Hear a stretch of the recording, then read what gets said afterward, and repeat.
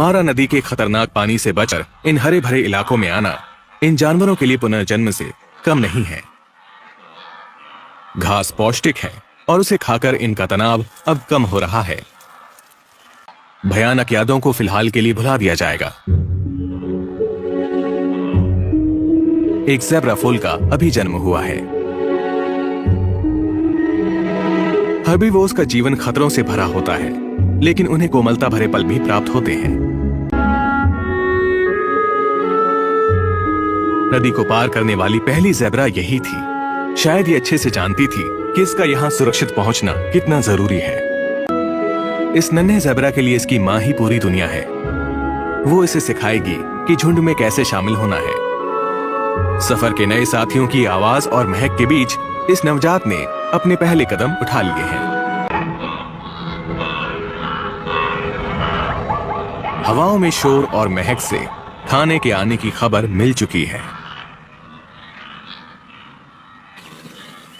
एक चलते फिरते सुपरमार्केट की तरह ये झुंड 2 मादा चीता के क्षेत्र में आ पहुंचा है। वो बहनें हैं, हमेशा साथ रहती हैं और वो भूखी हैं। अपनी तेज नजरों की बदौलत ये बहनें बगैर किसी को आगाह किए इस झुंड को देख और परख रही हैं।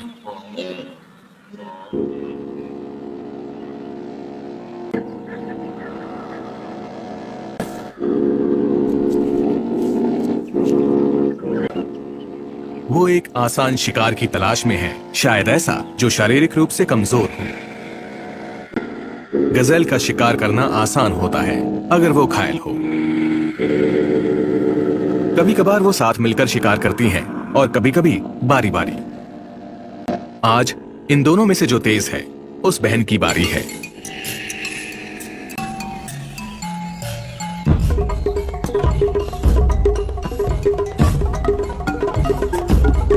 सबसे कमजोर का शिकार कर सबसे ताकतवर प्रजाति जीवित रहती है।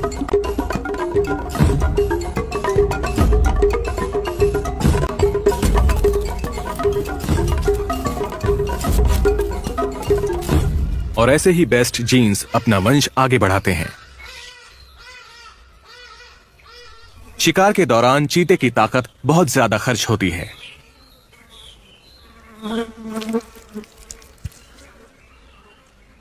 खाते हुए दोनों बहनें ध्यान रखती हैं कि उनके पंजे गंदे ना हो जाएं।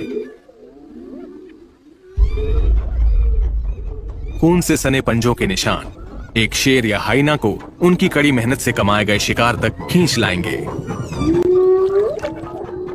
चीते केवल एक ही काम में माहिर हैं, पीछा करना। एक बड़े शिकारी का मुकाबला करना इनके बस की बात नहीं।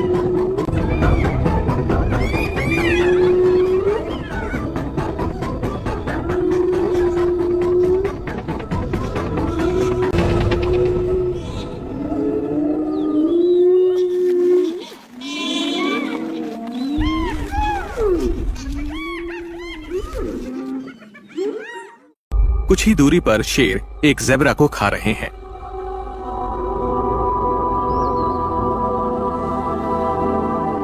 ज़ेब्रा की स्ट्राइप्स के बावजूद शेर उसका शिकार कर लेता है।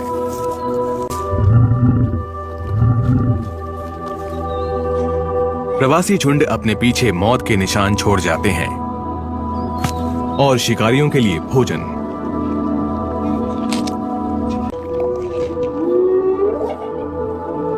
पास ही में कुछ हाइनास अपना खाना खत्म कर रही हैं। उनका भोजन है एक विल्ड बीस्ट।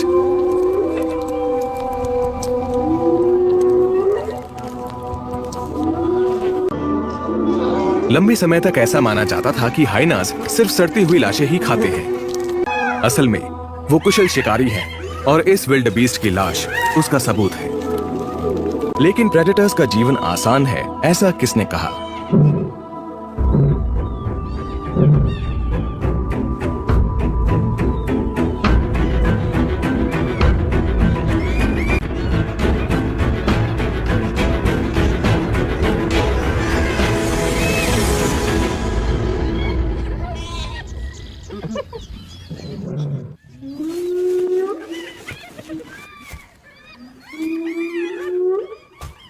शेरों को हमलों के दौरान आराम भी करना पड़ता है। चाहे वो भोजन प्राप्त करने निकले हों या अपनी ही प्रजाति में संघर्ष से जूझ रहे हों।